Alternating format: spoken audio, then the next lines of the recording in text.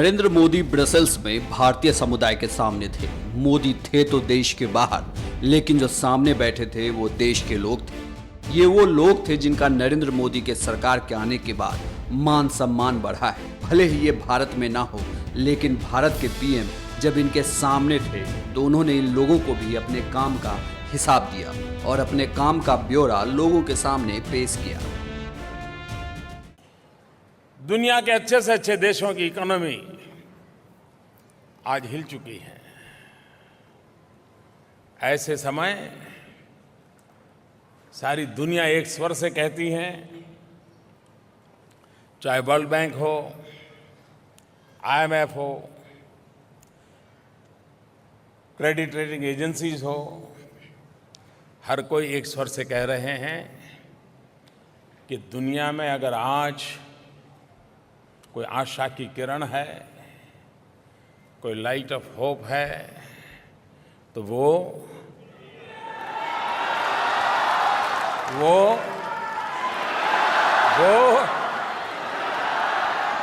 सारी दुनिया एक स्वर से कह रही है, उस देश का नाम हिंदुस्तान है।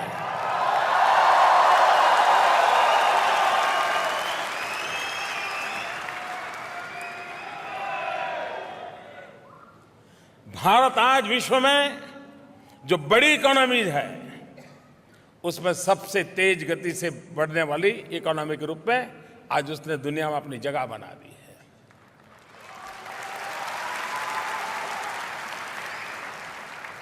और ये नसीब के कारण नहीं हुआ है।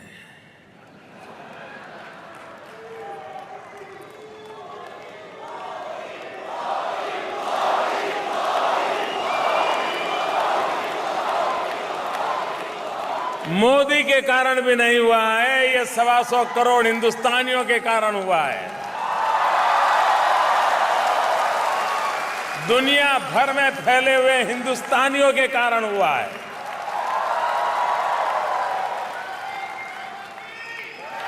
वरना जो देश 2 मौसम 2 वर्ष लगातार बारिश कम हुई, सूखा पड़ा, और उतना कम था तो बीच बीच में ओले गिरे। ईश्वर ने भरपूर कसौटी की है, लेकिन उसके बावजूद भी भारत तेज गति से आर्थिक विकास कर रहा है।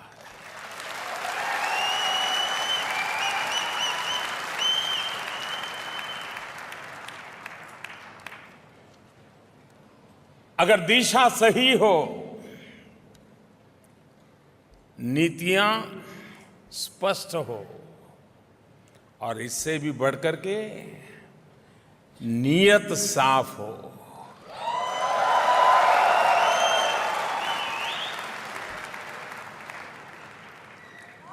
तो भारत जैसे देश को कोई रोक नहीं सकता है। भारत आगे बढ़ सकता है।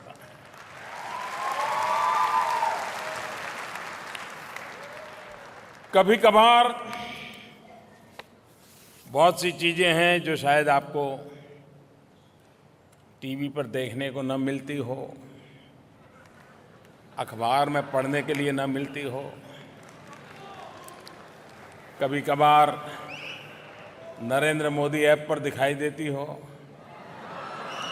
या सोशल मीडिया में दिखाई देती हो। लेकिन अभी मैं आपको बताना चाहता हूं, आपको पता चलेगा कि कैसे बदलाव आ रहा है। चीजें इतनी हैं कि मुझे कागज की मदद लेनी पड़ेगी। वैसे मैं थोड़ा कम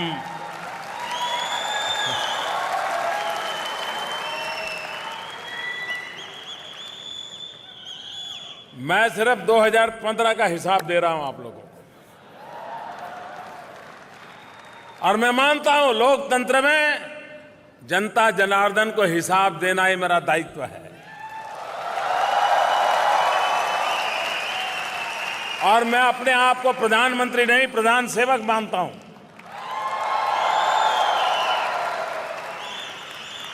तो आपके सेवक के नाते मेरा दायित्व बनता है मैं आपको हिसाब दूं। हमारे देश में शुगर केन, गन्ना किसानों का 25,000 करोड़ 30,000 करोड़ रुपया बकाया रहना ये आम बात है।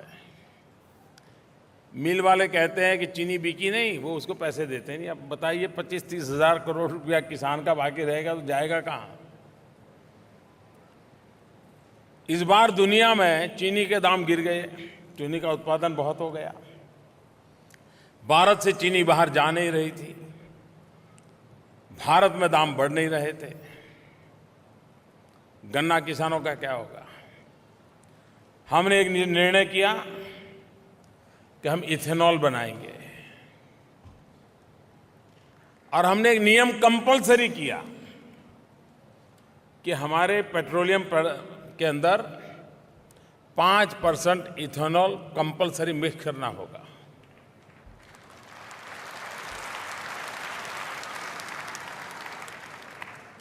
2015 में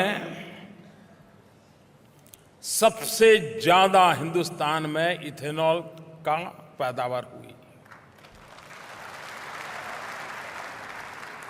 हमारे देश में मैं जब प्रधानमंत्री बना तो मुझे मुख्यमंत्रियों की चिट्ठियां आती थी। तो मुख्यमंत्री की चिट्ठी स्वाभाविक है, मुझे खुद को पढ़ना होता है।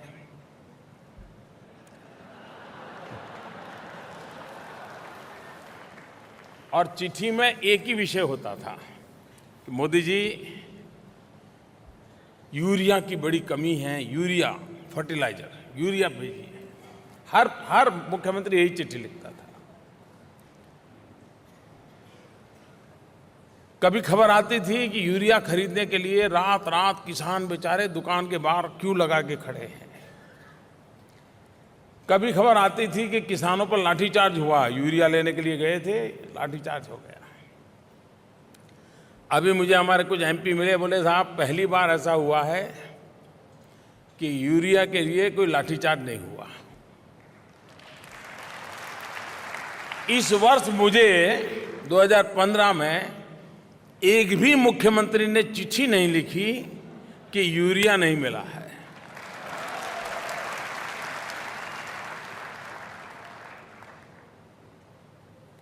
देश आजाद होने के बाद सबसे ज्यादा यूरिया का उत्पादन 2015 में हुआ और संकटों से हमने बाहर निकाला।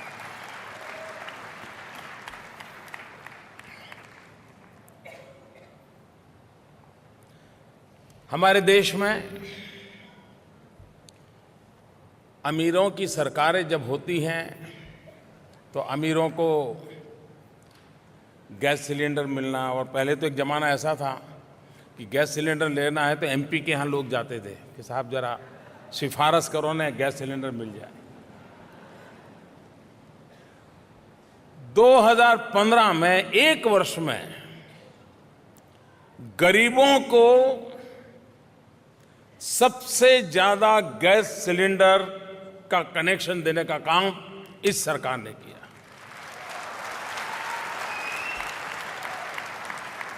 हमारे देश के एक प्रधानमंत्री लाल बहादुर शास्त्री ने एक बार देश के नागरिकों से अपील की थी कि अनाज की कमी है, हम लोग एक टाइम खाना छोड़ दें। और यहाँ कई पुराने जमाने के लोग बैठे होंगे, पूरा हिंदुस्तान सप्ताह में एक दिन खाना नहीं खाता था अनाज बचाने के लिए। लाल बहादुर शास्त्री की शब्द की वो ताकत थी।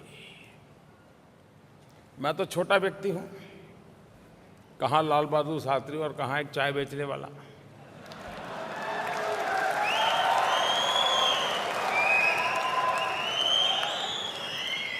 लेकिन मैंने देश के सामने एक रिक्वेस्ट की,